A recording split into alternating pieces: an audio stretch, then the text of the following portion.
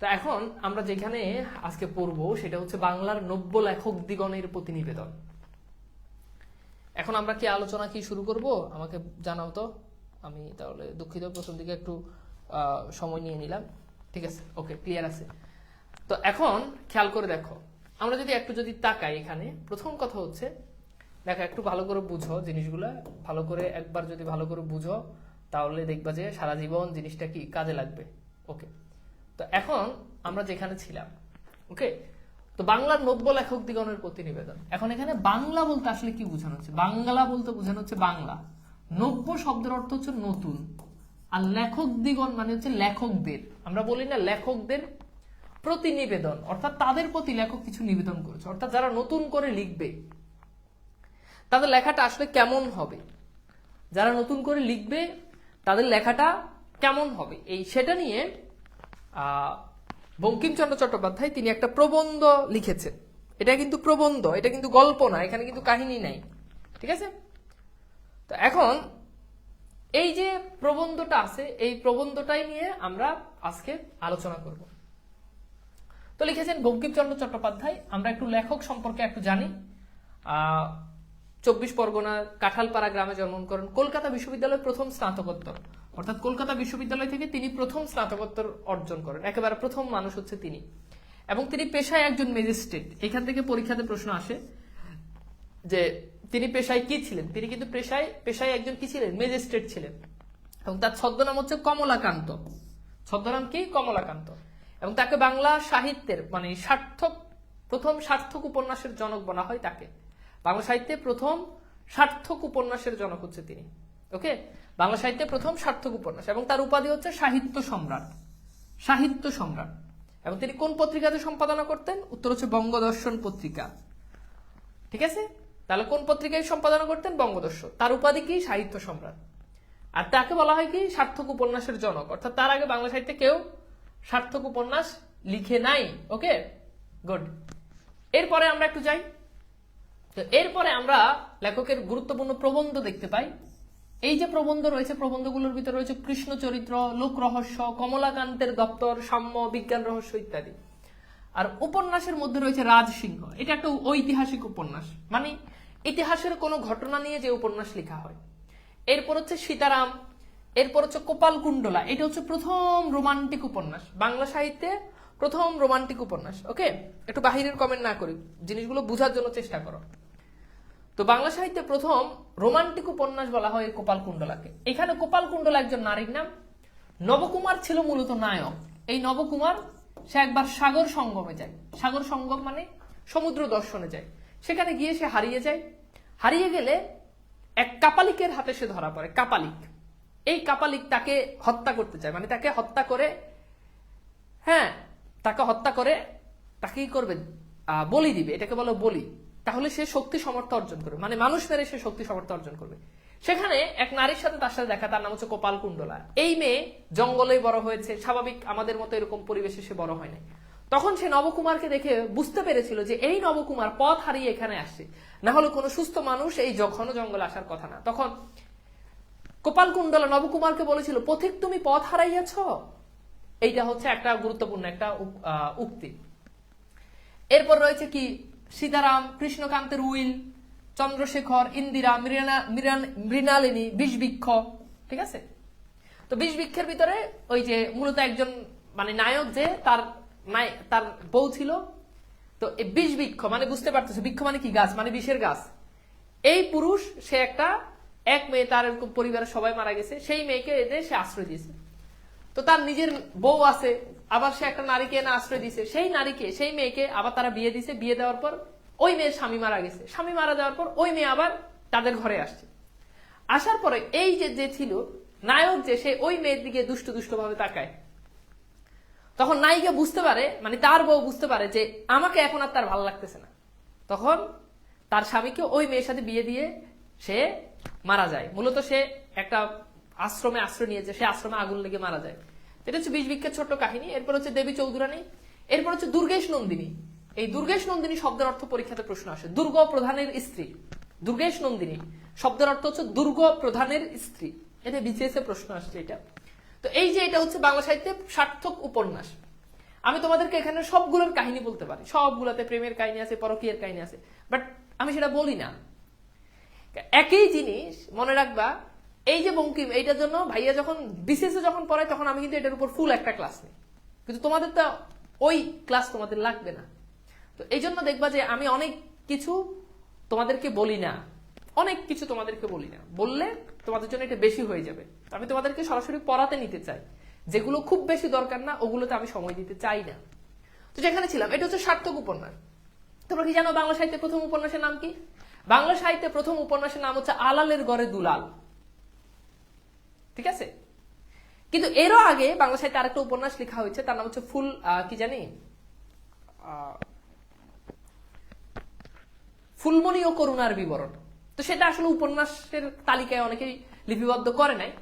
তো আলালের ঘরে দুলাল যেটা, এটা হচ্ছে বাংলা সাহিত্যের প্রথম উপন্যাস। এটা লিখেছেন কে? লিখেছেন কে বলতে পারবা? প্যারীচাঁদ মিত্র। সার্থক উপন্যাস মূলত লিখেছেন বঙ্কিমচন্দ্র চট্টোপাধ্যায়, ঠিক আছে? ওকে, আচ্ছা। এরপর হচ্ছে কাব্যগ্রন্থের ভিতরে রয়েছে ললিতা তথা মানস, ঠিক আছে? ললিতা, ওই যে গান আছে না, হ্যাঁ কি জানি, ললিতা দিয়ে একটা গান আছে, আমার মনে পড়তেছে না, যাই হোক। তো এই হচ্ছে মূলত ঘটনা। এরপর আমরা একটু চলে যাই এটার উৎস পরিচিতি, বাংলার নব্য লেখক দিগণের প্রতি নিবেদন। এখন আসো এটার উৎস পরিচিতি। মূলত এটা যখন প্রথম প্রকাশিত হয় প্রচার পত্রিকায়, এবং এরপর এটা তার বিবিধ নামক প্রবন্ধ নামক গ্রন্থে এটাকে কি করা, অন্তর্ভুক্ত করা হয়। ওকে, এবার আসলে এটার মূল ভাব কি, এটা আমরা বুঝতে পারতেছি যে যারা নতুন করে লেখবে, লেখক তাদের প্রতি কিছু, লেখক এখানে মূলত তাদের প্রতি তার যে অনুরোধগুলো, যে তার যে পরামর্শগুলো, সেগুলো তুলে ধরেছে। কিভাবে লিখলে লেখক হিসাবে নিজেকে খুব তাড়াতাড়ি সুপ্রতিষ্ঠিত করা যাবে, এবং লেখার মান কেমন হওয়া উচিত, লেখার আগে কোন কোন জিনিসগুলো খেয়াল রাখতে হবে, এইসব জিনিস নিয়ে লেখক এখানে লিখেছে, ঠিক আছে? ওকে,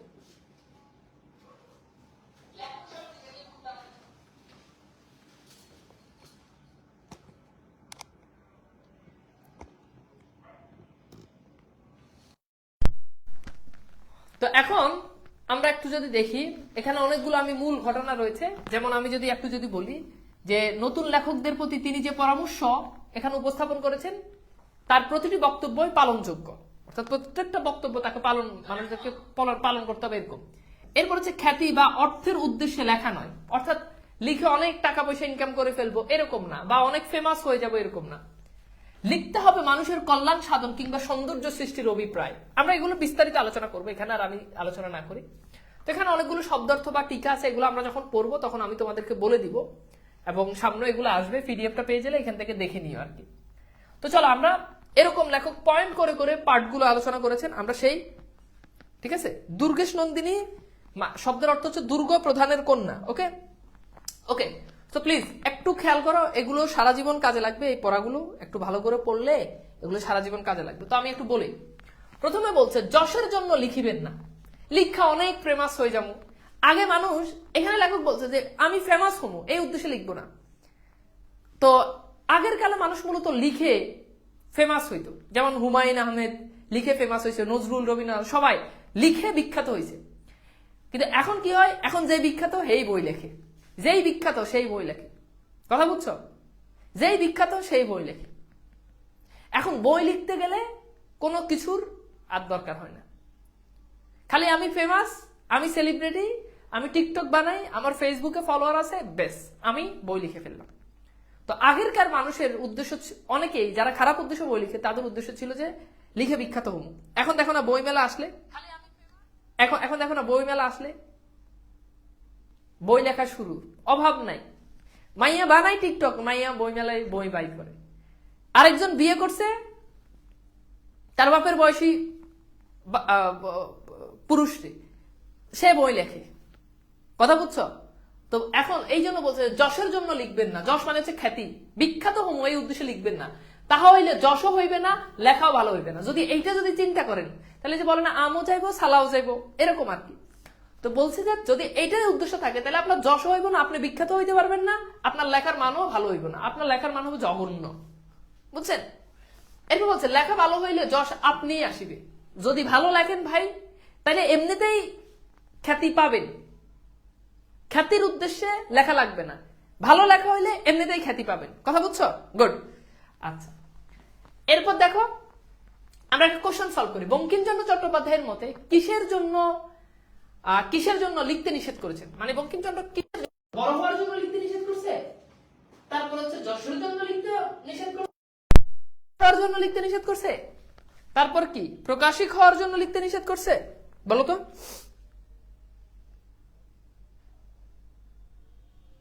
না, এই 4K ক্যামেরা তো এখন ইনস্টল দিই নাই রে বাবা, এটা কাজ চলতেছে। কালকে রাতে দেখছি, আমি পারতেছি না, মানে এটা সেটআপটা আমি দিতে পারতেছি না, বুঝছো? এটা সেটআপ দিব, আমাদের লোক আসুক, মানে যে টেকনিশিয়ান সে আসলে এটা সেটআপ দিয়ে দিব, প্যারা নাই। আচ্ছা, এইবার আসো, খেয়াল করো, এখানে দেখো তো এটা কি হবে বলো তো? এটার উত্তর লেখক বলছে কি যশের জন্য লিখবেন না। ওকে, গুড। আচ্ছা, পরে আরেকটা কোশ্চেন আছে, বঙ্কিমচন্দ্র চট্টোপাধ্যায়ের মধ্যে কিসের জন্য লিখতে, বঙ্কিমচন্দ্র চট্টোপাধ্যায় কিসের জন্য লিখতে নিষেধ করেছেন? তাহলে কি ভালো, মানে কিসের জন্য লিখতে নিষেধ করেছেন? তাহলে লেখা ভালো হলে, লেখা বড় হলে, লেখা উন্নত হলে, লেখা কঠিন ভাষায় হলে। আচ্ছা, এটা একটু আছে, এটা আমরা একটু স্কিপ করি, এখানে অপশনে ঝামেলা আছে। ওকে, এরপর দেখো, এরপর 2 নম্বর পয়েন্টে বলছে টাকার জন্য লিখবেন না। লিখে অনেক টাকা ইনকাম করে ফেলবো, এই চিন্তা করে জীবনে কেউ কোনোদিন লিখো না। টাকার জন্য তুমি অনেক কিছু করতে পারো। টাকার জন্য তুমি ফেসবুক খোলো, টাকার জন্য তুমি ইউটিউব খোলো, সেখানে খুললা ভিডিও দাও, ভালো হোক খারাপ হোক, ভিউজ পাবা, টাকা ইনকাম হবে, বুঝছো? যদি তাও না হয় তাহলে বউ নিয়ে ভিডিও দাও, ভরপুর ইনকাম হবে, বুঝছো?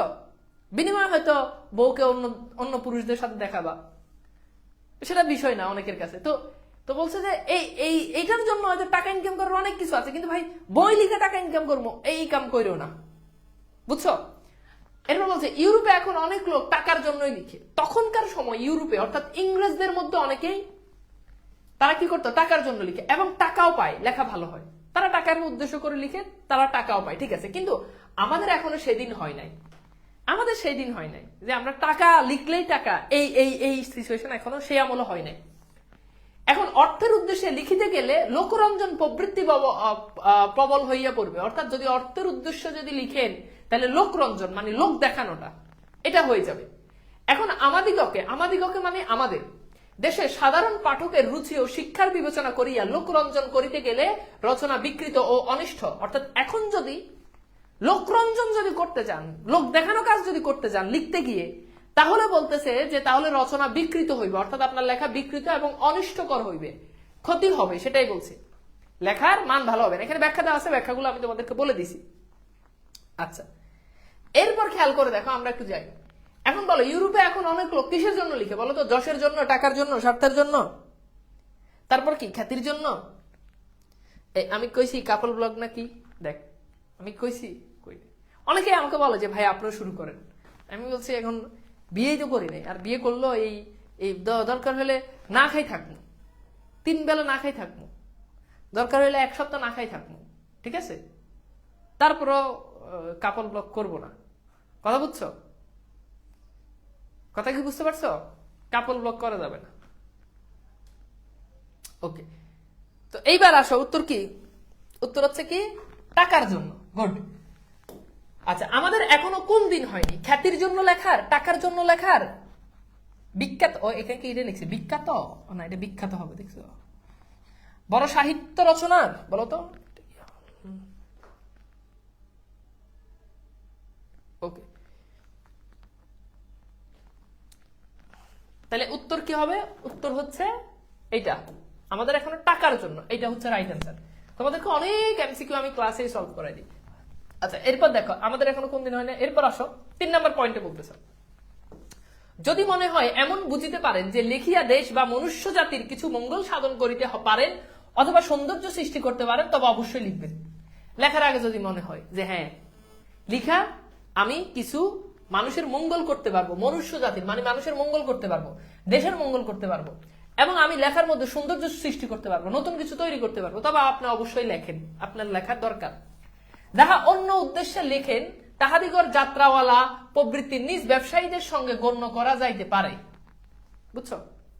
তো বলছে যারা, খুব গুরুত্বপূর্ণ কথা বলছে, যারা সৌন্দর্য সৃষ্টি কিংবা মানুষের উন্নতি করার জন্য, মঙ্গল করার জন্য যারা লেখে না, তাদেরকে লেখক বলছেন যে তারা যাত্রাওয়ালা। যাত্রাওয়ালা মানে বুঝো, যাত্রাওয়ালা মানে হচ্ছে সেই যুগে মেয়েরা, নর্তকী মেয়েরা, নর্তকী বলতো না, এই নর্তকী এটা, এই নর্তকী শব্দটা, নর্তকী মানে হচ্ছে সেই যুগে রাজা বাদশারা মেয়েদের নাচ দেখতো, মেয়েদের নাচ দেখতো, তাদেরকে টাকা দিত। হ্যাঁ, মেয়েদের নাচ দেখতো আর এরকম করে টাকা ছিটাইতো, আর মেয়েরা নাচতো শরীরের অর্ধেক খুললা, বুঝছো, বা নারীরা নাচতো আর কি, আর রাজা বাচ্চারা তাদেরকে ভরপুর টাকা দিত। তো এখন সেই জিনিসটা এখন আর মেয়েরা এখন এমনিতেই দেখায়, এখন আর টাকা দেওয়ান লাগে না। এখন ফেসবুকে ঢুকলেই, রিলসে ঢুকলেই মেয়েরা এই শরীরের অর্ধেক খুইলা, অনেকে তো মানে অনেকে তো এরকম হয় মানে জোর করে একটু রাখছে জামা কাপড়, মানে পারতেছে না, ও সব খুলে ফেলতো, মানে নিজের ইচ্ছার বিপক্ষে এসে সামান্য একটু জামা কাপড় রাখছে। এখন আমরা খালি এমবি খরচ করলে এগুলো দেখতে পাই, এখন আর টাকা পয়সা খরচ করা লাগে না। তো সেই কালে এরকম যাত্রা হইতো, নর্তকী থাকতো, এরা টাকা নিত, এরা টাকা নিয়ে নাচতো, নাচ দেখাইতো। আর এখন আমাদের মেয়েরা টাকা পয়সা লাগে না, আমাদেরকে ফ্রিতেই দেখায়, বুঝছো? তো এই হচ্ছে এই সেই যুগ আর এই যুগের ভিতরে পার্থক্য। এর বলছে নিজ ব্যবসায়ী, মানে তাদেরকে বলছে যে তারা একেবারে নিচু ব্যবসায়ী, মানে তারা বই লিখে কিন্তু তারা হচ্ছে হীন ব্যবসায়ী, নিচু ধরনের তারা ব্যবসায়ী। ওকে, তো এখানে সেই জিনিসটা বলছে। তাহলে 3 নম্বর প্যারাতে বুঝতে পারলাম যে আমরা আসলে যদি মানুষের যদি মঙ্গল করতে চাই, যদি সৌন্দর্য সৃষ্টি করতে চাই, তাহলে লিখবো। যদি মনে না হয় এটার জন্য লিখবো না, তাহলে আমরা আসলে যাত্রাওয়ালা অথবা নিজ ব্যবসায়ীদের মতো হয়ে গেলাম, বুঝছো? ওকে, গুড। এরপর আসো আমরা দেখি যাহা অসত্য, যেটা সত্য না, যেটা কি না সত্য না, ধর্ম বিরুদ্ধ, অর্থাৎ যেটা ধর্মের বিপক্ষে কথা বলে, ঠিক আছে? পরনিন্দা, যেই লেখার মাধ্যমে অন্যকে নিন্দা করা হয়, ভৎসনা করা হয়। এরপর বলছে পরপীড়ন, পরপীড়ন মানে হচ্ছে অন্যকে নির্যাতন, অন্যকে নির্যাতন। আমি খুব গুরুত্বপূর্ণ কথা বলছে ভাই, একটু মনের কথা বলছে। আমি এইবার বই মেলাতে এক ভাইরাল ভদ্রলোকের বই কিনছি, আমি নাম না বলি ভাই। এই বই যখন আমি পড়তে বসছি, মানে আমি বই কিনলে আবার বইটা তাড়াতাড়ি পড়ার জন্য শেষ করে, আমি এই বই যখন পড়তে বসি ভাই, আমি নিজের উপর নিজে নির্যাতন করতেছি। আমি বুঝতেছি যে এটা কি লিখছে, আমি যত পড়তেছি তত হচ্ছে মনে হয় যে আমি নিজে মারতেছি, বুঝছো? এরকম। তো এখন বই লিখে মানে কোন বুঝে বই লিখলো আর কি লিখলো আমি নিজেই বুঝতেছি না, বানানে ভুল, তারপর হচ্ছে এই লাইনের সাথে ওই লাইনের মিল নাই, কোন জিনিস বুঝাতেছে আমি নিজেই বুঝি নাই। এখন সেই মানুষ বই লিখছে আর বই পড়তেছে, এমন মনে হচ্ছে আমি নিজে নির্যাতন করতেছি। তো লেখক মনে হয়েছে যে যাহা অসত্য, ধর্মবিরুদ্ধ, যেটা ধর্মের বিপক্ষে, যেটা পরনিন্দা, যেটা অন্যকে নির্যাতন করা বোঝায়, অথবা স্বার্থ সাধন যাহা উদ্দেশ্য, সকল প্রবন্ধ সে সকল প্রবন্ধ কখনো হিতকর মানে হচ্ছে উপকারী হইতে পারে না, সুতরাং তাহা একেবারে অপরিহার্য, মানে সেটা একেবারে বর্জন করতে হবে, বুঝছো? সত্য ও ধর্মই সাহিত্যের উদ্দেশ্য। তাহলে লেখকের মতে সাহিত্যের উদ্দেশ্য হচ্ছে কি? সত্য, ধর্ম, এই দুইটা জিনিস উদ্দেশ্য। অন্য উদ্দেশ্যে লেখনী ধারণ করা মহাপাপ। লেখক বলেছেন ওই যে টাকা ইনকাম করমু, এই চিন্তা নিয়ে, বিখ্যাত হমু এই চিন্তা নিয়ে যদি লিখো তাহলে কি হবে? কি মহাপাপ হয়ে যাবে সেটা। ওকে ওকে, বুঝছো? যেমন আপনি কি বই লিখবে? আমার তো বই আছে বাবা, আমার অনেকগুলো বই, আমার চাকরির বই আছে আমার, কিন্তু ব্যাপারটা হচ্ছে আমার জ্ঞান আছে। এখন দেখো, আমি চাইলে আমি প্রতি বছর আমি বই মেলাতে বই বাইর করলে আমি 4-5টা বই আমি খাওয়াইতে পারবো মার্কেটে। এই অ্যাবিলিটি, এই রকম ফ্যান ফলোয়ার আলহামদুলিল্লাহ আমার আছে। বাট দেখো, আমি কখনো এখন পর্যন্ত দেখছো যে আমি বই মেলাতে কখনো কোনো বই আনছি না। আমার বই আছে, সেটা কোন ধরনের? যেই জায়গা আমার এলএম আছে, নিজের উপর একটা আত্মবিশ্বাস আছে যে আমি বাংলা নিয়ে লিখতেছি, এই জন্য আমি একাডেমিক অ্যাডমিশন এই ধরনের বই লিখি। হ্যাঁ, আমি যদি লিখা দিই, আমার এক বন্ধু গত বইমেলাতে, এই বইমেলা আগে বই বাইর করছে কিনা আমি জানি না, বই লিখছে। তো মনে করো বোম মারলে বোম ফুটবো না, ওই বই লিখছে, ভালো কথা। তো ফেসবুকে তার ফলোয়ার আছে কত হাজার ফলোয়ার, 32,000 ফলোয়ার, ও বই লিখছে। তো বই লিখছে কি নিয়ে? প্রেমের উপন্যাস নিয়ে বই লিখছে। তো আমার বলছে যে নাম সাজেস্ট করার জন্য। তাই বলছি ভাই, তুমি বই লিখছো, তোমার বইয়ের নাম আমি কেন সাজেস্ট করবো? তুমি কোন কনটেক্সের উপর বই লিখছো এটা তো তুমি জানো, আমি জানি না, বুঝছো? তো সে বইয়ের নাম দিছে ক্ষুধার্ত ছোঁয়া। পরবর্তীতে তার বইয়ের নাম সে ফিক্স হলো ক্ষুধার্ত ছোঁয়া। মানে তুমি বুঝতেছো, বইয়ের নামটা শুনেই তো তুমি বুঝতে পারছো যে কোন লেভেলের বই আর কি লিখছে, সে এই 32,000 ফলোয়ারকে টার্গেট করে সে বইমেলাতে বই বের করে। তো এখন অবস্থা এরকম হয়ে গেছে। লেখক এখানে সেই জিনিসটাই বলছে যে যার যেই বিষয়ের উপর, এগুলোই বলছে, যেই বিষয়ের উপর এলেম আছে সেই বিষয় লেখা উচিত, শুধু শুধু ওই লেখা উচিত না, এরকম ওই ক্ষুধার্ত ছোঁয়া মার্কা বই লিখতে যাবা না। আচ্ছা, এখন বলছে নিচের কোনটি সাহিত্যের উদ্দেশ্য? সত্য ও বিলাসিতা, সত্য ও সাধনা, সত্য ও ধর্ম। বলতো কি হবে?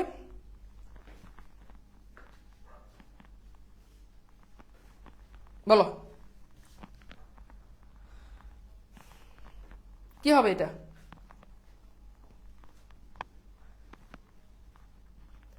তাহলে এটা কি হবে? নিচের কোনটি সাহিত্যের উদ্দেশ্য? উত্তর হচ্ছে কি? সত্য ও ধর্ম।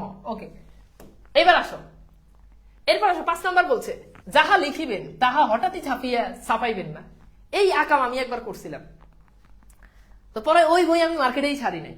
আমি বই বাইর করছি, আমি বই বাইর করে আমি মানে কি করছি তাড়াতাড়ি, মানে আজকে বই লিখছি, লিখে যে একটু সময় দিমু দেখমু। এই যে তোমাদের বাংলা ভাষ বই এত সময় কেন লাগাইছি? কারণ বইটা খালি প্রুফ চলতেছে, কোনো ভুল আছে কিনা, কোনো ভুল আছে কিনা। আমি কি করছি, বই লিখা এর পর দিন আমি প্রেসে ঢুকে দিছি। এখন বই যখন বের হয়েছে, বের হওয়ার পর আমি নিজে বই নিজে দেখাই আমি কাঁদতেছি, আয় হায়, যে বইতে প্রচুর ভুল, প্রেসের মানে বানানে অনেক ভুল। তারপর হচ্ছে তো তখন আমি বইটা দিই নাই, আমার অনেক টাকা লস হয়েছে, যে না এই বই আমি স্টুডেন্টদের হাতে দিব না। তো এখানে সেই জিনিসটা বলছে যে যাহা লিখিবেন তাহা হঠাৎই ছাপাইবেন না, যাহা কাল ফেলিয়া কিছু কাল ফেলিয়ে রাখবেন। অর্থাৎ কিছু সময় ধরে আপনি সেটা ঘরে ফেলে রাখবেন, মানে কিছু কালের পরে উহা সংশোধন করিবেন, অর্থাৎ সেটা ঘরে রেখে রেখে সেটা সংশোধন করবেন। তাহা হইলে দেখিবেন প্রবন্ধে অনেক দোষ আছে, মানে আপনি যখন সেটা চেক করবেন বারবার, তখন দেখবেন যে আপনার লেখার মধ্যে অনেক দোষ আছে, অনেক ভুল আছে। কাব্য নাটক উপন্যাস 2-1 বছর ফেলিয়ে রাখিয়ে তারপর সংশোধন করিলে বিশেষ উৎকর্ষ লাভ করতে পারে। এখানে লেখক বলছে যে কাব্য নাটক উপন্যাস যাই লিখেন আপনি সেটা 2-1 বছর ঘরে ফেলাই রাখবেন। আর আমরা কি করি, আমরা আজকে লিখছি, আমাদের টার্গেট হচ্ছে আমরা 25-এর বইমেলা ধরবো। এখন 25-এর বইমেলা ধরলে লেখক লেখা শুরু করে কবে? তোমার কি মনে হয় যে লেখক 21 সাল থেকে লেখে? না, লেখকের টার্গেট যদি থাকে 25-এর বইমেলা ধরবো, ওই তো শুরু করে বইমেলা 6 মাস আগে। তো ওই যে বইমেলা 6 মাস আগে লেখা শুরু করে, ওই লেখে কখন আর ও দেখে কখন? কিন্তু লেখক বলছে 2-1 বছর ফেলে রাখতে। আমরা কি সেটা করি?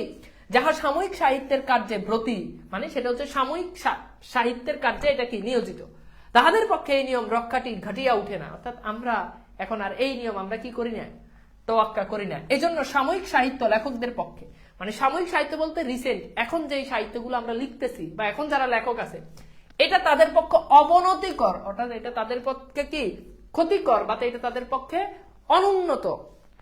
কথা বুঝছো? ওকে, তাহলে হোপফুলি বুঝতে পারছো।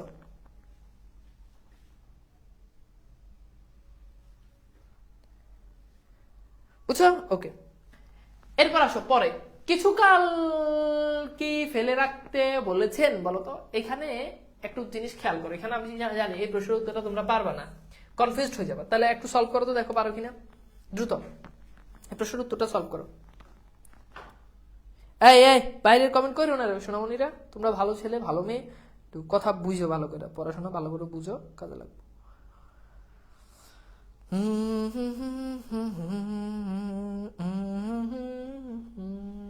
বলো কি হবে এটার উত্তর? তাহলে এখন এটার উত্তর অনেকেই করবা লেখা, অনেকেই করবা বই, বাট আমরা যদি দেখি আমাদের এখানে কি উল্লেখ আছে বলতো? এখানে বলছে যাহা লিখিবেন তা ছাপাইবেন না, কিছুকাল ফেলে রাখেন, কিছুকাল তাহা সংশোধন করিবেন, তাহলে দেখিবেন প্রবন্ধে কোনো দোষ নাই। কাব্য নাটক 2 উপন্যাস বছর ফেলিয়ে রাখে সংশোধন, যাহা সাময়িক সাহিত্যের প্রতি এই পক্ষে নিয়োজিত ঘটিয়ে ওঠে না, এই জন্য সাময়িক সাহিত্যে লেখকের পক্ষ অনুন্নত করে। এখন বলো এইটা যে পড়লাম, এখন এখান থেকে কি উত্তর করবা? এখান থেকে উত্তর করবা অবশ্যই লেখা। লেখক বলে নাই বই ফেলে রাখেন, লেখক বলছে কি লেখা। গুড, এটা অনেকে ভুল করো। আচ্ছা, এরপর দেখো উহা কি উত্তর হচ্ছে লেখা। সাময়িক সাহিত্যে লেখকের পক্ষ কেমন? সাময়িক সাহিত্যের উপকারী। তো এটা বলো তো, এটার উত্তর কি হবে? একটু আগে পড়ে আসি। এখন শুনো, আমি কিন্তু গতানুগতিক পড়াই না, তুমি অন্য জায়গাতে তুমি ক্লাস করে দেখবা আমার মতো কেউ পড়াবে না, আমি জানি। মানে আমার মতো বলতে আমি যে ফরম্যাটে পড়াই, অন্য জায়গাতে দেখবে যে হয়তো পড়াই কিছু কোশ্চেন সলভ করে, অল্প কিছু কোশ্চেন সলভ, বাট আমি ক্লাসে যেই কোশ্চেন সলভ করি এত কোশ্চেন কেউ তোমাকে সলভ করাই দিবে না, টু বি অনেস্ট। দেখো তুমি, আবার আমি কি করি, প্রত্যেকটা কনসেপ্টের উপর কোশ্চেন সলভ করাই। মানে কনসেপ্টের উপর যখন কোশ্চেন সলভ করে তখন তুমি ওই কনসেপ্টটা কতটুকু ধরতে পারছো এটা তুমি বুঝতে পারবা। তোমাকে একটা উদাহরণ দিই, ধরো এই কনসেপ্টটা, ধরো এখানে একটু আগে আমি 5 নাম্বার কনসেপ্ট পড়েছি, 5 নাম্বার কথা না যে 5 নাম্বার কনসেপ্ট তুমি কতটুকু বুঝতে পারছো, এই যে এখন এসে চিন্তা করতে আল্লাহ এটা কি উপকারী হবে নাকি এটা ডি হবে, এই যে কনফিউশন গুলো যে তৈরি হয় তখন তোমার কনসেপ্টটা খুব ভালোভাবে ক্লিয়ার হয়। এই ফরম্যাটেই তোমাকে আমি শেখাই, এবং এই ফরম্যাটে শেখালে তুমি এখন হয়তো বুঝবা না, বাট পরীক্ষার হলে গেলে বুঝবা যে কনসেপ্টটা খুব ভালো করে ক্লিয়ার হচ্ছে। তাহলে এটার উত্তর কি বলতো? অবনতিকর। ওকে, গুড। এবার আসে এরপর 6 নম্বর পয়েন্টে বলতেছে, যে বিষয় যাহার অধিকার নাই সে বিষয় তাহার হস্তক্ষেপ অকর্তব্য। এখন বুঝো কথা ভালো করে। ওই যে বলছে এখন আমি বাংলা, আমি পড়াই বাংলা, এখন আমি যদি দর্শনের বই লিখি, আমি যদি রাষ্ট্রবিজ্ঞানের বই লিখি, এটা কিছু হবে? হবে না। আমি বড় জোর বাংলা নিয়ে একটা বই লিখতে পারি, কথা বুঝছো? এখন আমার উদ্দেশ্য, আমি আমার কোন বিষয়ে লিখতে হবে? এক, বেডি ডাক্তার ভাইরাল হয়েছে, বেডি ডাক্তার, ভালো কথা। বেডি মহিলাকে প্রেমের উপন্যাস, এখন তুমি বুঝো মহিলা ডাক্তার, তুমি ডাক্তারের উপরে লিখো না, মহিলা লেখে প্রেম। প্রেম এমন একটা জিনিস হয়ে গেছে, এই প্রেমের উপর সবাই লিখতে চায়, যেই পারে না সেও লিখে, যেই কোনো কিছুই যার কোনো কিছু নাই, মানে কোনো কিছুতেই যার কোনো এলেম নাই, সেও মনে করো প্রেমের উপর লেখে, কারণ এটা খায়, এটা মার্কেটে খায়। তো এখন এই জিনিসটা বলছে যে যার কোনো বিষয়ে অধিকার নাই, দ্যাট মিনস যার কোনো বিষয়ে নলেজ নাই, যে বিষয় ওই বিষয় তার হস্তক্ষেপ অকর্তব্য, ওই বিষয়ে সে বাহার ঢুকানো তার উচিত হবে না। এটি সোজা কথা, কিন্তু সাময়িক সাহিত্যে এই নিয়মটি রক্ষিত হয় না, সাময়িক সাহিত্যে এই নিয়ম রক্ষা হয় না। ওই যে বললাম না, সবাই যে যার মতো করে যে যা পারতেছে সে তাই নিয়ে লিখে দিতেছে, কথা বুঝছো? তো এই জিনিসগুলো আমাদেরকে খেয়াল করতে হবে। এইটা শুধু লেখার ক্ষেত্রে নেই, এটা পড়ানোর ক্ষেত্রেও, এটা পড়ানোর ক্ষেত্রেও যার যেই জায়গাতে দখল আছে ওই জায়গাতে সে পড়ানো উচিত, যার যে জায়গাতে দখল আছে সেই জায়গাতে সে লেখা উচিত। ওকে, আচ্ছা, বুঝছো? এরপর আসো আমরা দেখি, এরপর 7 নাম্বার বলছে, বিদ্যা প্রকাশের চেষ্টা করিবেন না। লিখতে গিয়ে আমি অনেক কিছু, আমার অনেক এলেম, অনেক কিছু, আমি অনেক বড় লেখক, এই নিজেকে জাহির করা যাবে না। বিদ্যা থাকিলে তাহা আপনি প্রকাশ পায়, যদি এলেম থাকে তাহলে সেটা মানুষ আপনার লেখা পড়লেই বুঝবে। এখন আমি যদি সারাদিন যদি বলি যে আমি জোস পড়াই, আমি অস্থির পড়াই, আর পোলাবাইন, তাহলে নিজেরটা যদি নিজেই বলি এটা কিছু হইব না। কারণ পোলাবাইন যদি ক্লাস করে দূর ভাই কি ক্লাস, ভংচং খায় না, শেষ, তাহলে তো আর নাই, হবে না। আমি যদি ভালো ক্লাস নিই তাহলে আমি কি ক্লাসে এসে বলার লাগবো, ঢোল পিটান লাগবো যে তোরা বল, আমি ভালো পড়াই, আমি ভালো পড়াই? হবে? তোরা ক্লাস করলে এমনিতেই বুঝবি যে ভাই কেমন পড়ায়। আমার ক্লাস করে এমনিতেই তো বুঝবা, সকল টিচারের ক্লাস করে বুঝবো। তো এখানে এই জিনিসটাই বলছে যে লেখার মধ্যে বিদ্যা প্রকাশ করা লাগবে না, আপনার মধ্যে যদি এলেম থাকে তাহলে এমনিতেই কি হবে, সেটা প্রকাশ পাবে। চেষ্টা করিতে হয় না, নিজেকে জাহির করার জন্য চেষ্টা করতে হয় না। নিজের অনেক বিদ্যা আছে, এটা লেখার মধ্যে ফুটাই তোলার কোনো দরকার নাই। বিদ্যা প্রকাশের চেষ্টা পাঠকের অতিশয় বিরক্তকর। লেখার ভিতরে যদি খালি নিজের নিয়েই যদি লেখেন তাহলে এটা লেখকের, এটা পাঠকের কাছে বিরক্তিকর, খুব বিরক্ত হবে, এবং রচনা পরিপাঠ্যের বিশেষ হানিজনক, অর্থাৎ এটা আপনার লেখাকে, এটা লেখার জন্য খুব অপমানজনক। এখনকার প্রবন্ধে ইংরেজি, সংস্কৃত, ফার্সি, জার্মান, হ্যাঁ, তারপর হচ্ছে কি কোটেশন বড় বেশি, অর্থাৎ এখনকার লেখা, এটা খুব গুরুত্বপূর্ণ কথা বলছে, আমি একটু কথা বলে নিই তোমাদেরকে। তো এখন ঠিক আছে, দেখ বাইরের কমেন্ট করে না, দেখ, এই শোনো, এখন যেখানে ছিলাম, তো বলছে এখনকার লেখার মধ্যে ইংরেজি, সংস্কৃত, ফার্সি, জার্মান ইত্যাদি ভাষার কোটেশন। অনেকেই আছে না বাংলা কথা বলে, কিন্তু বাংলা কথার ভিতরে এক লাইন, অনেক বন্ধু বান্ধবী আছে কথা বলে ভালো কথা, কথার ভিতরে ধুম করে এক লাইন ইংরেজি ফুটাই, কথা বলতেছে, কথার ভিতরে অনেকে আছে অর্ধেক বাংলা কয় অর্ধেক ইংরেজি। কেন রে? তুই শুধু বাংলা বল, নাহলে তুই শুধু ইংরেজি বল, তুই বাংলা ইংরেজি সব একসাথে করে কি লেখস, এটা তো চলে। এটা হচ্ছে ছাগল। আর ছাগল 3 নাম্বারটা কোনটা? এইটা বাংলাও বলে, এটা ইংরেজি বলে, এটা আবার পাশাপাশি এটা আবার দেখবো যে এটা হিন্দিও বলে।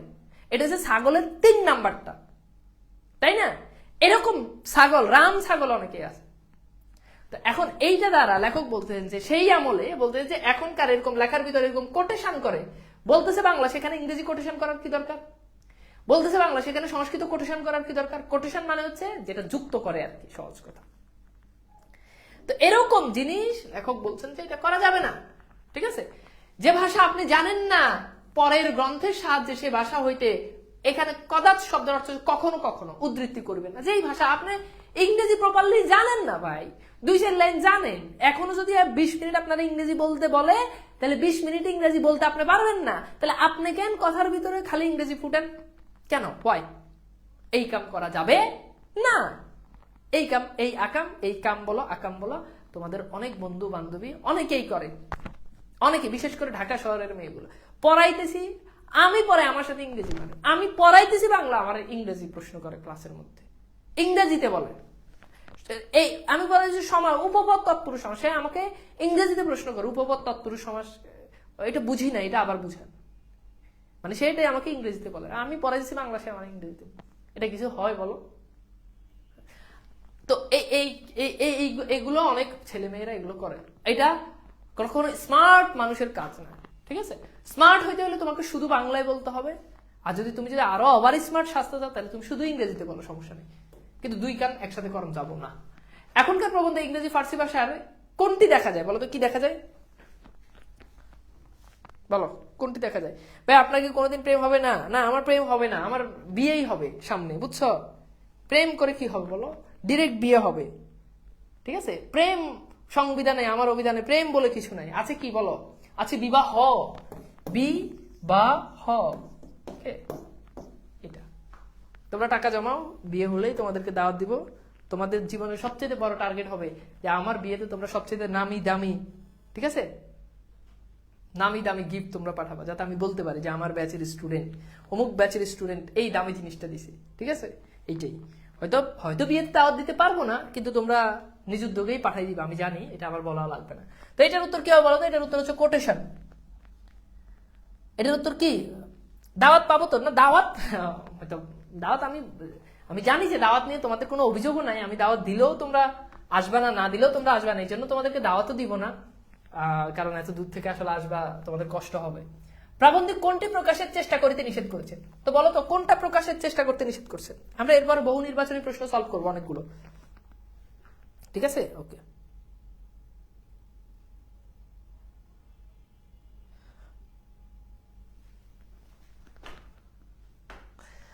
তাহলে এটা কি হবে বলো তো? উত্তর হচ্ছে বিদ্যা। গুড।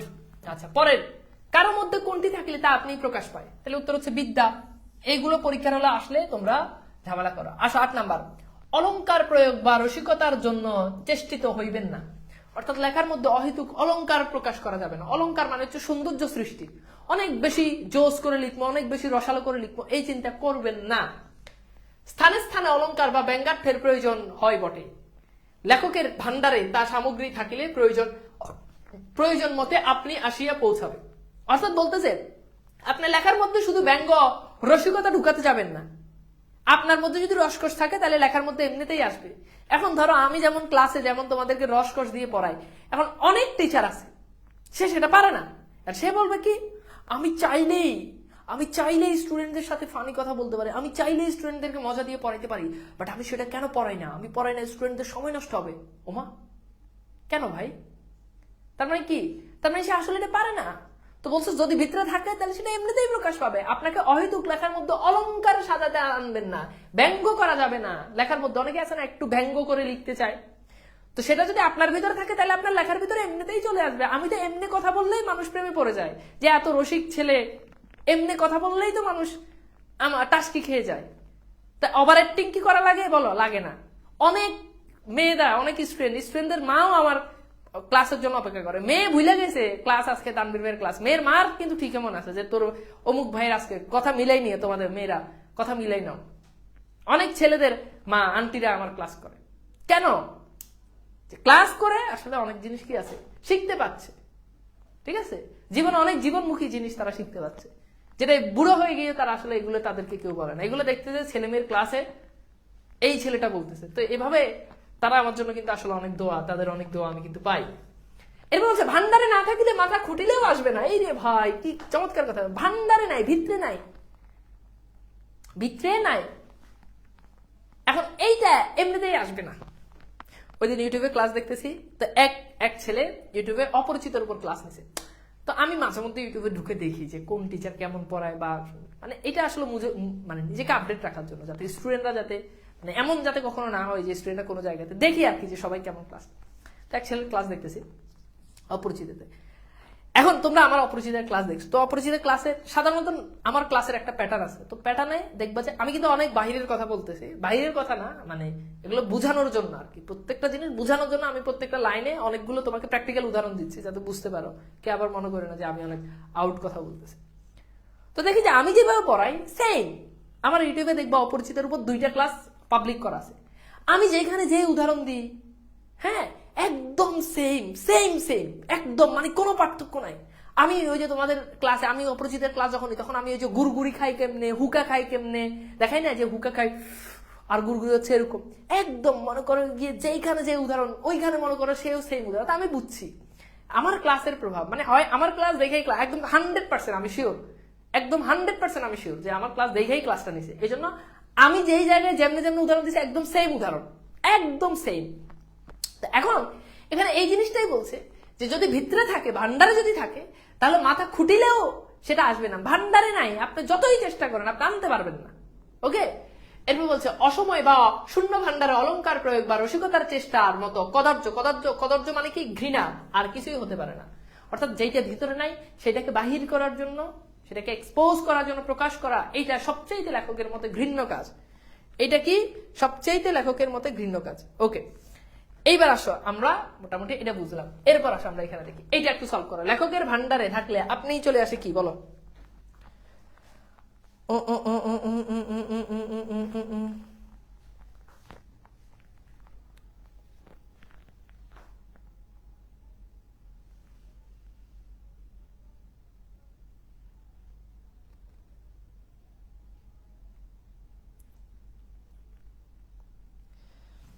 এটা কি হবে বলো?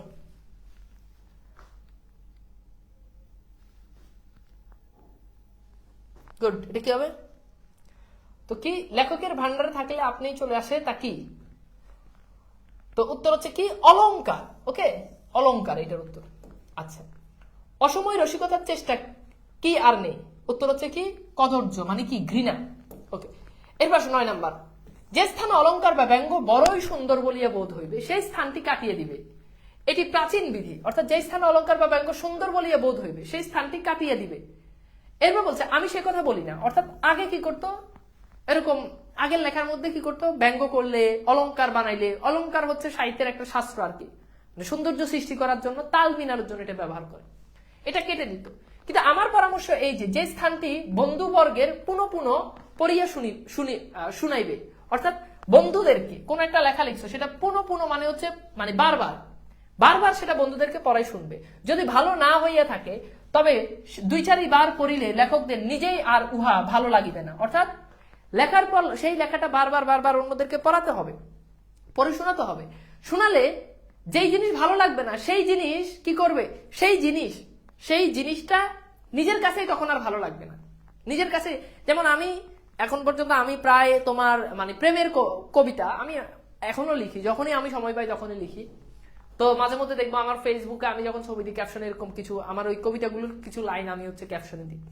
তো আমার এখন পর্যন্ত আমার মনে হয় যে কবিতা আছে কয়টা, 33টা আমি কবিতা লিখছি। আমার ইচ্ছা আছে যে যদি কখনো হয়, সুযোগ হয়, সময় হয়, হ্যাঁ বই আকারে বের করা, এটা কবে হবে জানি না। তো এখন এই কবিতাগুলো মাঝে মধ্যে আমার মন চায় যে আমি কাউকে পড়ে শুনাইলে আমি বুঝতে পারবো যে আসলে তার কাছে কেমন লাগছে, আর আমি পড়ে শুনাইলে আমি বুঝতে পারবো যে আসলে আমার কবিতা কেমন হয়েছে। কিন্তু কাকে শোনাবো বলো?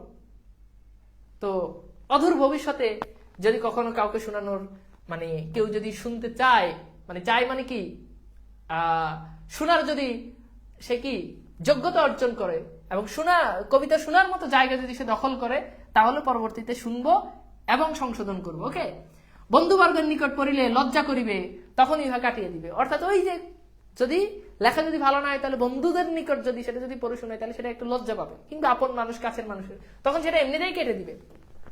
কোথায় অলংকার বা ব্যঙ্গ প্রয়োজন মতে আসে না, তোর হচ্ছে উর্বর ভান্ডারে, সুন্দর ভান্ডারে, কুৎসিত ভান্ডারে, শূন্য ভান্ডার, তোর হচ্ছে শূন্য ভান্ডারে, এটা পারবা।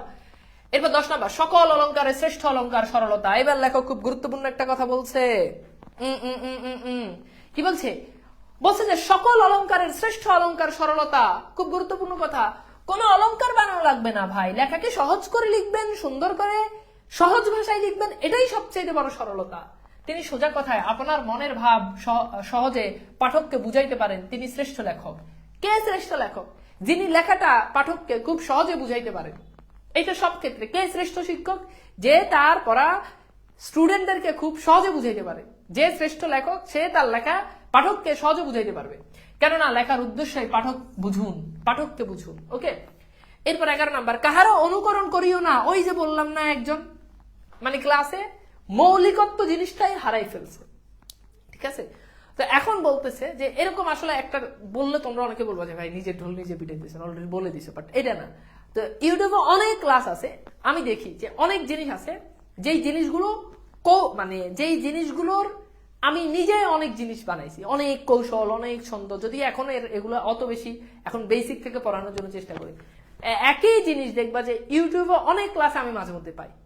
ঠিক আছে, তো এটা হচ্ছে অন্যকে অনুকরণ করা, যে কাহারও অনুকরণ করিও না। অবশ্য অনুকরণ জিনিসটা এমনিতেই হয়ে যায়। ধরো তুমি আমার ক্লাস করবা, আমার ক্লাস করার পর দেখবা যে মানে তুমি যদি আরেকজনকে যদি দেখবা যে সেম জিনিসটা পড়াও, তাহলে দেখবা যে আমি যেই ফরম্যাটে পড়াচ্ছি তুমি ওই একই ফরম্যাট অটোমেটিক হয়ে যাচ্ছে। যদি এটা অনেকটা এমনিতেও হয়ে যায়। অনুকরণের দোষগুলো অনুকৃত, অর্থাৎ অনুকরণ করা হয়েছে এমন। ওকে, এরপর দেখো গুণগুলি হয় না। অমুক ইংরেজি বা সংস্কৃত বা বাংলার লেখক এই রূপ লিখিয়াছেন, আমি এই রূপ লিখিব, এই কথা কদাপি মনে করার স্থান দিও না। অর্থাৎ এটা কখনো, কদাপি মানে হচ্ছে কি, কখনো অমুক লেখক ইংরেজিতে বা অমুক লেখক এইভাবে লিখছে, অমুক ইংরেজি লেখক এইভাবে লিখছে, আমি এইভাবে তার মতো করে লিখবো, এই চিন্তা কখনো করা যাবে না। ঠিক আছে, তো অনেক ছেলে আমাকে, ভাইয়া আমি আপনার মতো শিক্ষক হতে চাই। তার আমি বলছি আমার মতো শিক্ষক না, তুমি আমার থেকে আরো ভালো শিক্ষক হও, আমার থেকে আরো ভালো শিক্ষক হবা। এখন বলছে যে অন্য কাউকে হুবহু অনুকরণ করা, এই জিনিসটাকে কি করতে হবে? অ্যাভয়েড করতে হবে। এবার বলো, এটা খুব গুরুত্বপূর্ণ একটা এমসিকিউ, সকল অলংকারের শ্রেষ্ঠ অলংকার কোনটি? বুঝছো?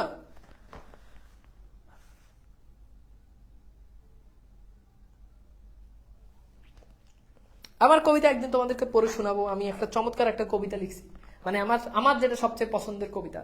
অথবা আমি এটা তোমাদের গ্রুপে পোস্ট দিয়ে দিব, তোমরা পড়ে নিও, পড়ে দেখো যে আসলে কেমন হয়। যেহেতু তোমরাই এখন আমার সব, ঠিক আছে, তোমরাই আমার সব, তো জন্য তোমরা পড়ে জানাইও যে আসলে কেমন হয়। আচ্ছা, তাহলে উত্তর কি বলতো? উত্তর হচ্ছে সরলতা। সরলতা, এখানে একটা তো বাড়তি হয়েছে। ওকে, এরপর 12 নাম্বার শেষ পয়েন্ট। এখানে বলছে যে কথা প্রমাণ দিতে পারবো না তাহা লিখিও না, উল্টা পাল্টা লিখো না। মানে এমন জিনিস বলাও ঠিক না যেই কথার কোনো ভিত্তি নাই, এমন লেখা লিখিও না যেই কথা তুমি প্রমাণ করতে পারবা না। ঠিক আছে, এমন কাজ করিও না। ঠিক আছে, ওকে, এরপর খেয়াল করতে থাকো। এমন কথা বলাও ঠিক না, এমন লেখাও ঠিক না। তো এখন এরপর বলছে প্রমাণগুলো প্রযুক্ত করা সকল সময়ের প্রয়োজন হয় না, কিন্তু হাতে থাকা চাই। অর্থাৎ মানে কোন একটা জিনিস লিখে দিলে সেই লেখাটা আপনাকে পরবর্তীতে প্রমাণ করতে হবে, এরকম সবসময় হয় না। কিন্তু তবুও প্রমাণ হাতে থাকলে সেই জিনিস লেখা ভালো, নাইলে সেটা স্কিপ করা ভালো। বাংলা সাহিত্য, বাংলার ভরসা, এই নিয়মগুলো বাংলা লেখকদের দ্বারা রক্ষিত হইলে বাংলা সাহিত্যের উন্নতির ভেগে থাকিতে হইবে। অর্থাৎ এই জিনিসগুলো যদি ফলো করা হয় তাহলে বাংলা সাহিত্য অনেক উন্নতি লাভ করবে। এইখানে দেখো আমরা একটু এখানে বহুপদী সমাপ্তি সূচক যে প্রশ্ন সেগুলো সলভ করবে। একজন লেখকের যে গুণ থাকা প্রয়োজন, ওকে, প্রথম কথা হচ্ছে টাকার জন্য লিখবেন না, এই গুণ। এরপর হচ্ছে লেখা হঠাৎ ছাপাবেন না, এরপর হচ্ছে সফল, মানে সফল হবে, এই গুণ। এখন বলতো এইখানে একজন লেখকের কোন গুণগুলো থাকা প্রয়োজন? এইবার এখানে একটু সলভ করো তো, এটার উত্তর কি হবে?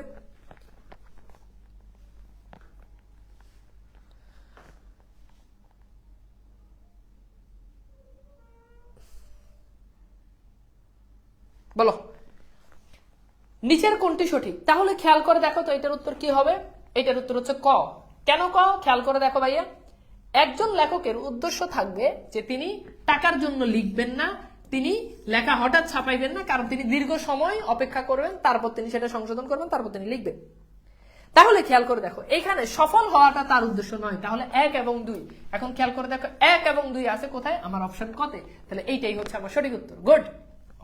পরের প্রশ্ন যায়, সাময়িক সাহিত্যের ক্ষেত্রে প্রযোজ্য, অর্থাৎ সাময়িক সাহিত্যের ক্ষেত্রে, সাময়িক সাহিত্য বলতে বোঝায় বর্তমান চলমান সাহিত্যে, এক্ষেত্রে প্রয়োজন কোনটি? তাৎক্ষণিক ছাপাতে হয়, সমসাময়িক বিষয় নির্ভর, এরপর হচ্ছে তাৎক্ষণিক সংশোধন করতে হবে। তো এটা পারবা আশা করি। এটার উত্তর হচ্ছে কি 1, 2, 3, মানে তিনটাই হয়। আচ্ছা, এরপর দেখো বঙ্কিমচন্দ্র একাধারে একজন ঔপন্যাসিক, প্রাবন্ধিক এবং একজন নাট্যকার। এটার উত্তর তিনি নাট্যকার না, তিনি একজন ঔপন্যাসিক, প্রাবন্ধিক। এটা লেখক থেকে আসছে। শ্রেষ্ঠ লেখক বলতে সাধারণত বুঝায় কি? বুঝায় বলতো যার লেখার উদ্দেশ্য জনকল্যাণ, মানে জনকল্যাণ মানে জনগণের কল্যাণ, যার লেখা পাঠক সহজে বুঝতে পারে, যিনি তার ভাব সহজ সরল ভাষায় প্রকাশ করতে পারেন। এবার বলো শ্রেষ্ঠ লেখক বলতে সাধারণত কোন জিনিসটাকে বুঝায়, একটু প্রশ্নটা সলভ করো। আজকে আমাকে অনেক কালো লাগতেছে, এটা সম্ভবত যে পাঞ্জাবির কালারটা বেশি ব্রাইট হয়ে যাওয়ার কারণে এটা হয়ে গেছে। এটা নতুন পাঞ্জাবি গায়ে দিলাম, তোমরা কেউ কমেন্ট টামেন্ট করলাম না, এটা কিছু হইলেও বলো, কমেন্ট টামেন্ট করবো তো যে ভাই পাঞ্জাবিটা অনেক সুন্দর। অনেকক্ষণ অপেক্ষা করতেছি কিন্তু কোনো কমেন্ট আসতেছে না, 53 মিনিট ধরে অপেক্ষা করলাম। দূর, তোমাদের এত ভালোবাসি, তোমরা এই জিনিসটাই তোমরা কমেন্ট করতে পারলাম না, এটা কিছু হইলেও বলো। আচ্ছা এবার দেখো নিচের কোনটি সঠিক, তাহলে বলো তো, এটার উত্তর তো বুঝতে পারতেছে, এটার উত্তর সবগুলোই ঠিক। কারণ সাময়িক আমরা যদি একটু যদি দেখি যে একজন লেখকের তার এটা ঠিক আছে যে তার লেখার উদ্দেশ্য হবে সে জনকল্যাণ করবে, তারপর হচ্ছে যার লেখা পাঠক সহজে বুঝতে পারবে সেটা, যিনি তার ভাব সহজ সরল ভাষায় প্রকাশ করতে পারবে, ঠিক আছে, গুড। এরপর আসো, প্রাবন্ধিকের মতে লেখার উদ্দেশ্য হওয়া উচিত কি? সৌন্দর্য সৃষ্টি করা, দেশের মঙ্গল সাধন করা, মানব কল্যাণ।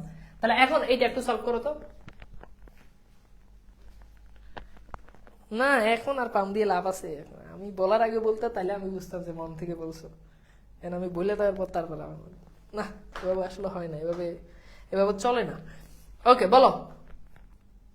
ওকে এখন বুঝতে পারতেছো এটার উত্তর হবে কি 1 2 3, অর্থাৎ তিনটাই হবে। যদিও এখানে মানব কল্যাণের কথাটা সরাসরি উল্লেখ নাই, তো মানব কল্যাণ মানে কি, মানে মানুষের কল্যাণ, তার মানে এখানে অনেকে উত্তর করবে 1 এবং 2, বাট এখানে মানব কল্যাণটাও একটা ফ্যাক্ট, মানে মানুষের কল্যাণ করা, এটা হ্যাঁ মনুষ্য জাতির কল্যাণ বলছে না, ওইটাকেই বলে কি মানব কল্যাণ।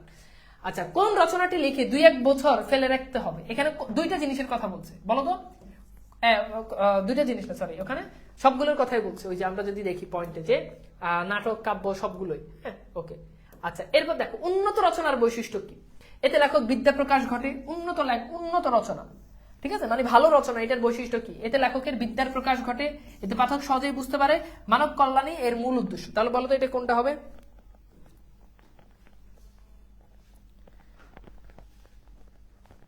ওকে এটা বলো।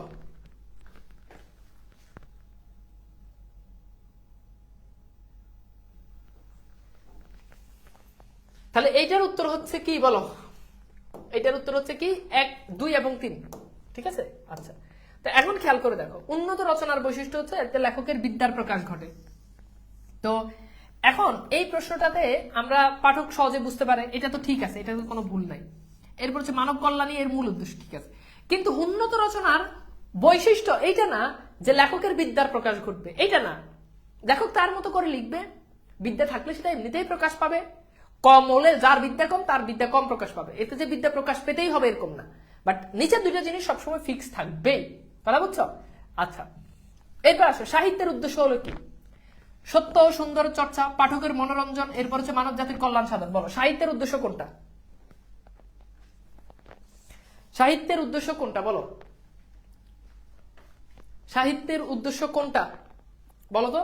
তাহলে বুঝতে পারতেছো যে সাহিত্যের উদ্দেশ্য কোনটা। সাহিত্যের উদ্দেশ্য হচ্ছে এখানে 1 এবং 3 হবে, 2 নাম্বারটা হবে না। কেন হবে না বুঝতে পারতেছো? সাহিত্যের উদ্দেশ্য মনোরঞ্জন, মানে হচ্ছে মানুষের মনের, মানে মনোরঞ্জন দ্বারা কি বুঝায়, মানে বিনোদন আর কি, মনোরঞ্জন শব্দ অর্থ বিনোদন, তো সেটা তো উদ্দেশ্য না। ওকে ওকে গুড। আচ্ছা এরপর আসো আমরা এইখানে যাই, অলংকার শব্দের অর্থ কোনটি? ভূষণ, প্রসাধন, শোভা। তো উত্তর 3টাই হয়, ওই যে আমরা বললাম অলংকার 3টাই হয়। আচ্ছা রচনায় বিদ্যা প্রকাশের চেষ্টা করা অনুচিত, কেন না? রচনায় বিদ্যা প্রকাশের চেষ্টা, এই প্রশ্নগুলো তোমাদেরকে বহু নির্বাচনী প্রশ্ন কেউ সলভ করায় না, বহু নির্বাচনী প্রশ্ন সর্বোচ্চ কিছু নর্মাল এমসিকিউ সলভ করে, বাট আমি চেষ্টা করি প্রত্যেকটা ক্লাসে তোমাদেরকে বহু নির্বাচনী কোশ্চেনগুলো এমসিকিউ গুলো সলভ করার জন্য, কারণ এগুলো অনেক ক্রিটিক্যাল, এগুলো ধরতে না পারলে ঝামেলা। এখন বলো বিদ্যা প্রকাশের চেষ্টা করা অনুচিত, কেন না? কেন এটা অনুচিত বলো? প্রথমত হচ্ছে বিদ্যা থাকলে অনুচিত, কেননা বিদ্যা থাকলে আপনি প্রকাশ পাবে, কথা ঠিক আছে, পাঠকের বিরক্তি বোধ করে, রচনার গুণগত মান নষ্ট করে। তাহলে বুঝতে পারতেছো যে এখানে সবগুলোই সঠিক উত্তর, তাই না? ওকে গুড, তাহলে হোপফুলি আমরা বুঝছো। আচ্ছা এবার আসো আমরা একটু পরে যাই, তো এখানে আছে খেয়াল করো, এখানে এরপরে আমরা একটু দেখি এখানে এরপরে কি বলছে দেখো, এখানে একটা উদ্দীপক দিয়ে যেগুলো আসে, ঠিক আছে। আচ্ছা তো এখানে বলছে যে নিচের উদ্দীপকটি পড়ো এবং সংশ্লিষ্ট দুটি প্রশ্নের উত্তর দাও। সাহিত্যের উদ্দেশ্য সকলকে আনন্দ দেওয়া, কারো মনোরঞ্জন করা না, ঠিক আছে, কাউকে বিনোদন দেওয়া, এটা উদ্দেশ্য না। এই দুয়ের ভেতর যে আকাশ পাতাল প্রভেদ আছে সেটা ভুলে গেলেই লেখকরা নিজে না করে পরের জন্য খেলনা তৈরি করতে বসে, জানি। এটা বলছে যে এই দুটার ভিতরে যে মনোরঞ্জন আর যেটা ওইটার মধ্যে আসলে আকাশ পাতাল পার্থক্য। এটা তো ভুলে গেলে লেখকরা নিজে না করে পরের জন্য, মানে এটা আসলে রচনার তৈরি করে, এটা আরেকজনের জন্য খেলনা, মানে যেটা খেলে সে তার মনোরঞ্জন করবে, এটা তৈরি করে। উদ্দীপকের সাহিত্যের উদ্দেশ্য তোমার পঠিত কোন রচনার প্রতিফলন ঘটছে, তাহলে বুঝতে পারতেছো এটার উত্তর কি হবে, ডি হবে। ওকে, এরপর এখানে বলছে উদ্দীপক উক্ত প্রবন্ধের আলোকে লেখকদের জন্য যে পরামর্শ, অর্থের উদ্দেশ্যে না লেখা। তারপর হচ্ছে কি লোকরঞ্জন যেন লেখকের উদ্দেশ্য না হয়, লেখায় পাঠকের রুচি এবং বিবেচনা যাতে না হয়। তাহলে এটার উত্তর হচ্ছে 1 এবং 3। এখন খেয়াল করে দেখো এখানে এইটা একটু আমি একটু আগে যাই, এটা একটু বুঝাই। 1 এবং 3 দেওয়া আছে, এখানে বুঝে উদ্দীপক এবং উক্ত প্রবন্ধের আলোকে লেখকের জন্য যে পরামর্শ সেটা হচ্ছে এইটা, যে অর্থের উদ্দেশ্যে না লেখা, লেখায় পাঠকের রুচি এবং বিবেচনা না করা। আচ্ছা, এটা লেখায় পাঠকের রুচি এবং বিবেচনা না করা, পাঠকের রুচি এবং এটা আসলে 3টাই হবে, এখানে একটু মিস্টেক আছে এটা। ওকে, এটা 3টাই হবে। আচ্ছা, এরপর দেখো নিচের উদ্দীপকটি পরে আমি সরাসরি দুটি প্রশ্নের উত্তর দাও। বিখ্যাত লেখক স্টিফেন কিং, ঠিক আছে?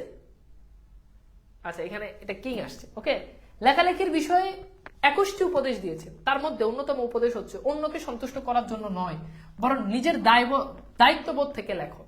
ওকে, আচ্ছা, এবার দেখো উদ্দীপককে সন্তুষ্ট করার জন্য নয় অংশটি, মানে পাঠককে সন্তুষ্ট করার জন্য নয় অংশটি বাংলার নব্য লেখক দিগণের প্রতি নিবেদন প্রবন্ধে কোন অংশের প্রতিনিধিত্ব করছে? যশের জন্য লিখবেন না, টাকার জন্য লিখবেন না, লোকরঞ্জন করতে গেলে রচনায় বিকৃত অনিষ্টকর হয়ে উঠবে, সত্য ও ধর্মই সাহিত্যের উদ্দেশ্য। বলো তো এখানে কোনটা হবে?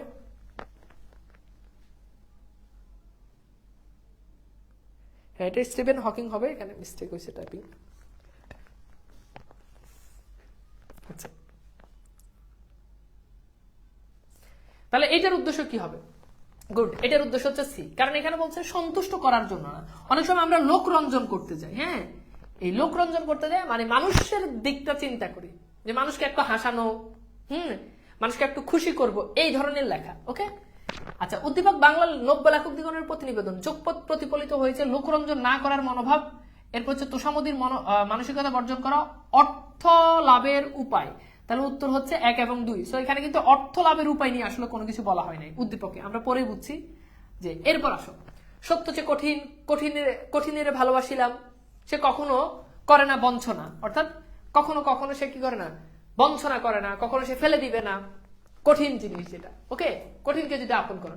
সাহিত্য অসত্য ধারণ করিলে কি পরিণতি হতে পারে বলতো? হিতকর হয় না, মানে হিতকর মানে কি, উপকারী হয় না। যদি তুমি সাহিত্যে যদি অসত্য ধারণ করো, মানে যেটা সত্য না, বঞ্চনা করে, ক এবং খ দুটোই, কোনোটিই নয়। বলো তো এটা উত্তর করো তো।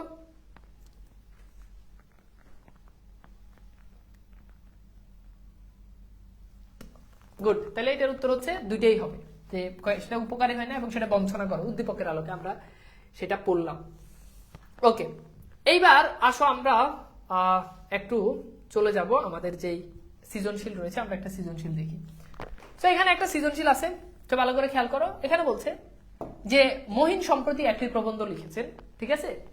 বইমেলা সেটি প্রকাশের আগ্রহ থাকলেও প্রবন্ধটি মহিনের মনোপুত মানে হচ্ছে মনে না ধরা আর কি, মনোপুত না হয় সে সিদ্ধান্ত নেয় সে ছাপাবে না, কিন্তু একজন প্রকাশক তাকে খ্যাতি ও টাকা পাওয়ার লোভ দেখালে সে প্রবন্ধটি ছাপাতে রাজি হয়ে যায়।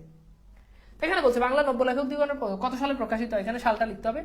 অন্য উদ্দেশ্য লেখনী ধারণ করা মহাপাপ বলতে লেখক কি বুঝিয়েছেন? তাহলে অন্য উদ্দেশ্য লেখনী বলতে লেখক কি বুঝিয়েছেন, এটা তোমাকে এখানে তুলতে হবে। যে অন্য উদ্দেশ্যে, দাঁড়া রে, বিকাশ টাকা আছে রে, কত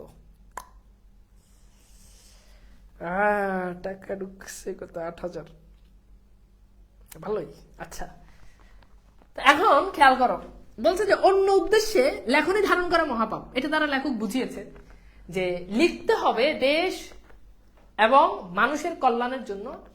যদি আমরা লিখি বিখ্যাত হওয়ার জন্য, আমরা যদি লিখি যশের জন্য, কিংবা আমরা যদি লিখি অর্থের জন্য, তাহলে লেখক সেটাকে বলেছেন যে সেটা মহাপাপ হবে। তো এখানে সেই জিনিসটা ব্যাখ্যা করে লিখতে হবে। উদ্দীপকে মহিনের প্রাথমিক সিদ্ধান্ত বাংলার নব্য লেখক দিগণের প্রতিনিবেদন, হ্যাঁ, প্রতি ইঙ্গিত দেয়, ব্যাখ্যা করা। তাহলে উদ্দীপকে মহিনের প্রাথমিক দৃষ্টিভঙ্গিটি বাংলার নব্য লেখক দিগণের লেখকের মনোভাবকে সম্পূর্ণ সমর্থন করে, এইটা হচ্ছে প্রথম পয়েন্ট। কারণ মহিন প্রথম দিকে চিন্তা করেছে যে সে লেখাটা লিখবে না, ঠিক আছে? এরপর বলবো যে আমরা বাংলার নব্য লেখক দিগণের প্রতিনিবেদন আমরা দেখতে পাই, সেখানে লেখক বলেছেন যে কোনো জিনিস লেখার পর যদি সেটা মনোপুত না হয় এবং সেটা দীর্ঘ সময় বাসায় ঘরে রেখে দিতে এবং সেটা পরে পরে বন্ধুদেরকে শোনাতে। যদি কোনো জিনিস যদি মনে হয় যে সেখানে কোনো ত্রুটি রয়েছে তাহলে সেটা তাৎক্ষণিক প্রকাশ না করা। লেখক সেই জিনিসটাকে কি করেছেন, ইঙ্গিত দিয়েছেন। উদ্দীপকে আমরা দেখতে পাই মহিনের এই বিষয়। মহিন প্রথম ভাবে সে চিন্তা করেছে, তার মনোপুত না হয় সে সিদ্ধান্ত নেয় সে ছাপাবে না। এই যে না ছাপানোর যে মনোভাব, সেটি বঙ্কিমচন্দ্র চট্টোপাধ্যায়ের বাংলার নব্য লেখকদিগণের প্রতিনিবেদন এই প্রবন্ধকে সম্পূর্ণ সমর্থন করে। এইভাবে তুমি লিখবা। উদ্দীপকে মহিনের দ্বিতীয় সিদ্ধান্তটি তার লেখক সত্তা বিকাশে কেমন প্রভাব ফেলতে পারে। এইটার উত্তর হচ্ছে উদ্দীপকে লেখকের দ্বিতীয় সিদ্ধান্ত যেটি, যে তার লেখা তার মনোপুত না হয় সে প্রকাশকের লোভে পড়ে, টাকা এবং খ্যাতির লোভে পড়ে সে লেখা বাহির করার বা প্রকাশ করার যে সিদ্ধান্ত নেয়, এটা তার জন্য এবং পুরো কি সাহিত্য সমাজে বা পুরো সাহিত্য জগতে এটি একটি অবনতিকর, তার নিজের জন্য এটা কি হতে পারে, হিতকর হবে না বলে মনে করি। কেন মনে করি? এবার তুমি লেখকের সেই পরামর্শগুলো তুলে ধরবা যে বঙ্কিমচন্দ্র চট্টোপাধ্যায় তার প্রবন্ধে এই বিষয়গুলো তুলে ধরেছেন। তিনি বলেছেন লেখা মনোপুত না হলে, লেখা না ছাপাতে। তিনি বলেছেন লেখা যদি ভালো না লাগে, লেখা বারবার মানুষকে পড়ে শোনানোর জন্য, দীর্ঘ সময় রাখার জন্য। এতে করে কি হবে, দেশ এবং মানুষের কি হবে, কল্যাণ হবে এবং সাহিত্যের সৌন্দর্য সৃষ্টি হবে। সুতরাং মহিন দ্বিতীয় যে সিদ্ধান্তটি, খ্যাতি এবং টাকার জন্য লেখা প্রকাশ করে দেওয়া, এটা সাহিত্যের সৌন্দর্য সৃষ্টি করতে পারবে না এবং দেশ এবং মানুষের জন্য কি করতে পারবে না, কখনো সেটা হিতকর হতে পারবে না। এভাবে তোমাকে তুলে ধরতে হবে। তো ফলে বুঝতে পারছো আজকের ক্লাসটা কেমন লেগেছে একটু জানিয়ে দাও। সো এই টপিকগুলো কিন্তু খুবই নতুন এবং এই টপিকগুলো তোমরা খুবই আপডেটেড যে